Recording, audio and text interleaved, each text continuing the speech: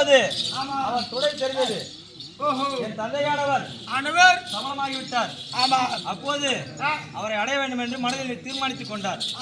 அப்போது ஊர்வசியானவள் நளினம் முடிந்து ஒரு புறமாக வந்தார். என் தந்தையானவளோ ஊர்வசியிடம் சென்று, அடே பெண்ணே ஊர்வசி, நான் உன்னோடு விருப்பம் கொள்கிறேன் என்று என்னிடம் கூறினார். தந்தையிடம் கூறினார். அப்போது நான் இங்கு ஆடுவதற்கு தான் வந்திருக்கேன் தவிர உனக்கு காட்டுவதற்கு வரவில்லை என்று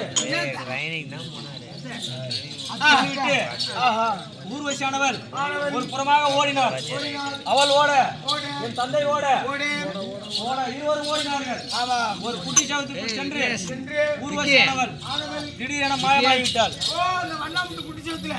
திடீரென்று மாயமாகிவிட்டாள். அப்பொழுது என் தந்தையோ ஓடி வெக்கி நின்றார். அப்போது பார்த்து நாணயத்தியால் நோக்கி பார்த்தார். அப்போது அந்த குட்டி சேவத்தில் ஊர்வசியானவள் ஒரு பெண்